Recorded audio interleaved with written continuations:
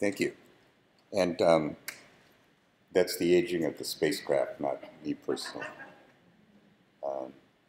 So I work for SAIC, and I'm supporting our NASA customer at Goddard Space Flight Center, more specifically the JPSS-2 ground program.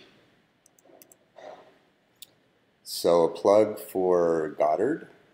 Goddard builds and tests spacecraft. A lot of the spacecraft that you care about were built there. Some of the instruments you care about were built at Goddard, and some of the software that generates products from the instrument data was built there. And these spacecraft are still operated from Goddard. The mission operation centers are on the Goddard campus, and that's where we fly them from. So you know Aqua and Terra pretty well. I'm going to talk a little bit about Landsat 7 because of a satellite servicing mission that we're planning. So these spacecraft are pretty old, as you know. So 1999 to 2004, that puts them in Generation Z. So there's my OK zoomer. And we'll talk about how they're affected by age and how that affects the science. So this is a kind of old picture of the EOS missions. This is current as of 2017, and there have been some changes. The orange blocks are NASA built spacecraft. And in particular, I've pointed out here Landsat 7, Terra, Aqua, and Aura, all launched pretty close to each other in time. And in the little magenta circle here, you see for each one 3 numbers. So those numbers characterize polar LEO orbits. And for some of you, I'm sure it's obvious what they mean, but I'm going to spend a minute explaining them just in case it's not. So for example, for Landsat 7, it's 705 kilometers, 98.2 degrees, and 10:05 a.m. So what does that mean? So the first of those parameters is an altitude, and it's measured above a sort of arbitrary Earth datum, and it describes a circular orbit. So neither of those things is precisely true. All the orbits are ellipses of different eccentricities, and of course the Earth's surface is not the Earth is not spherical. But this is a pretty good approximation, and that's what we use. The altitude is pretty much synonymous with the orbital period, but we talk about altitudes. The second one is inclination. So they're all around 98 degrees. 98 degrees is a very special inclination. It's a special orbit. It's the sun-synchronous orbit. There are, in my opinion, 3 special important Earth orbits. This is one of them. I won't put them in order. Of course, geostationary is another. And the third is my favorite, is the Molnoya, which gives you a lot of hang time over one particular time of the Earth, one particular place. The third parameter is mean local time of either descending or ascending node, MLTDN or MLTAN, depending who you talk to. And this describes the time on the Earth's equator where the orbit is directly overhead. It's a weird concept that this one specific time describes an orbit, but it works for polar LEO orbits specifically. And you can see the line from the sun goes through the center of the Earth, and you have some angle of the orbit with respect to that sun line. I like the most obvious case is where the sun is directly overhead. So if you are sitting on the equator directly on the line between the sun and the center of the Earth, you're at local noon. So that's 12 o'clock noon.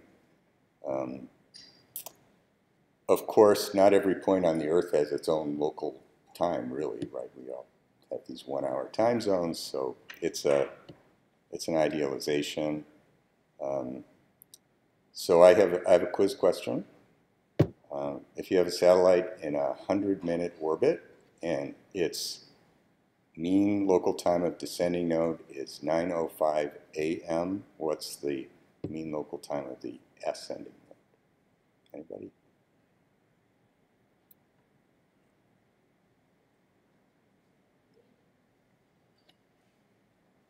Kathy? Yep, that's exactly right. It's off by 12 hours.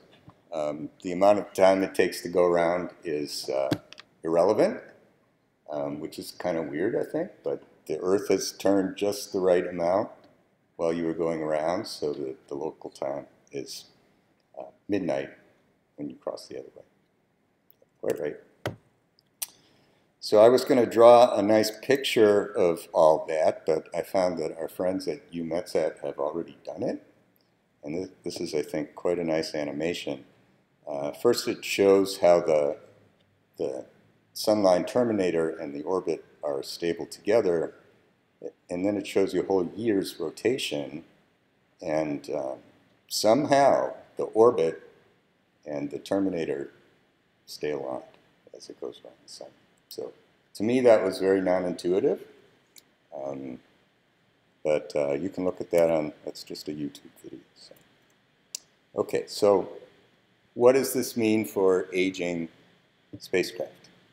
So all of those three things become perturbed over time. So you have some amount of drag on every spacecraft. You're running into particles of various kinds. The Earth's not round. The Earth's not uniform in lots of attributes. And the sun is always pushing on it. So you have to counter those with spacecraft maneuvers that the operations team plans out to maintain the orbit. They're called impulsive maneuvers, and I think that's a great collision of meanings in English words, so that's why I put that definition in there, because they're anything but impulsive in the defined sense that's there, but they provide an impulse function on the motion of the satellite. So if you don't do it, this is what happens. The mean local time of descending node will oscillate around 6 a.m., 6 p.m. The angle to the sun changes. We call it the beta angle, and the orbit gradually lowers, eventually going to 0, at which point your satellite is not useful. And the chart you see there is aqua from approximately last year through about 2025. The black line is the sort of mission design limit, which will be exceeded. And the red line is one of the instrument operating limits. So when they're over the red line at beta angle, they can't operate that instrument. So what does this mean for this community? So both the lighting conditions and the revisit pattern will change over time for a non-maintained orbit. And then eventually the spacecraft re-enters. And by treaty obligation, it needs to be within 25 years of the end of the mission, so you have to save a little bit of fuel to do that. So I got this chart from the NOAA STAR website. I think it's a fantastic chart. It shows all kinds of different spacecraft. And these are their MLTDNs over time, or maybe, MLTANs. And for the older spacecraft, they weren't carefully controlling them, so you see these, they change over time. But you have, I think this is Terra here, and this is Aqua, which were very carefully controlled. So it's like a flat line, but that doesn't happen by itself. It's not natural. It has to be maintained. So that's where the Constellation is now. So there are some other factors that matter. Your solar array efficiency degrades, your battery storage capacity degrades, and equipment redundancy is lost over time as things break. These spacecraft all had ample margin when they were launched. The mission managers wanted me to emphasize that these are not going to be factories for Aqua and Terra in particular. It's all about the fuel. So what are the mission managers doing to deal with this? So they're making some complex trades between the time at which they cease maintaining the circular orbit, so they allow things to begin to drift, which saves fuel, and saving enough fuel to do their eventual deorbit. They have to lower the perigee. They make it a very highly elliptical orbit, and when it's at the lower part, it encounters more drag, and it'll degrade. It'll lower faster and re-enter within 25 years. And then finally, when do you stop downlinking data? So I also want to put in a plug for a mission I worked on for 4 years, currently called OSAM-1. And OSAM-1 is a technology demonstrator that's going to fly up to Landsat 7. It's going to sneak up behind it and grab it by the Marmon ring. And then OSAM-1 has 2 robot arms and a bunch of fancy tools, and it's going to open the fueling valves, which were sealed by human hands before launch, drag a hose out of a storage unit on the spacecraft, and transfer hydrogen fuel into Landsat 7 to refuel it, and then send it off on its way. So this is going to happen early 2026. I think actually Aqua was one of the candidates that was considered for this, but I think that mission was rejected because Aqua was just too valuable to risk on a technology demonstrator, which was supposed to be flying roughly now, but it's not. So that's all I had today. I list some contact information here, acknowledgments to the mission managers who supported production of this talk, and I'd be happy to answer any questions.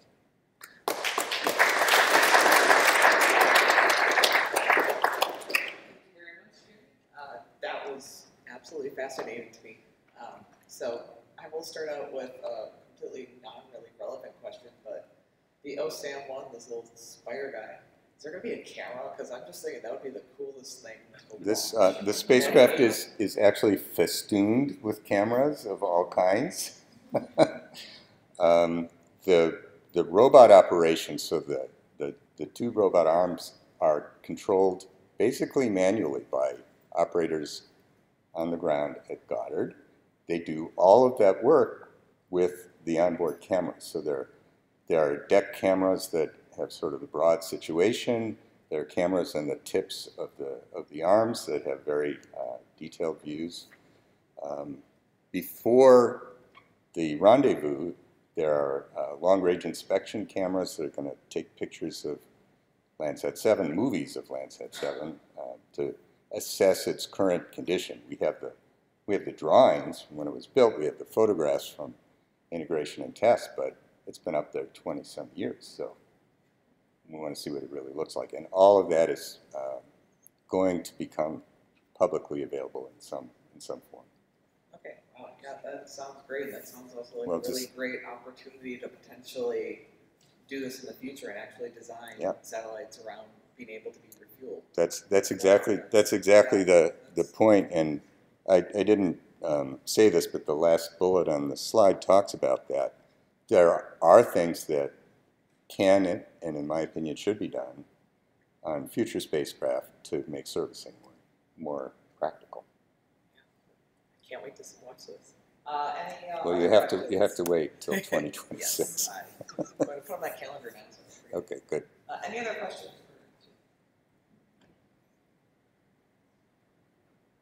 Yeah. Okay. Well, thank you very much.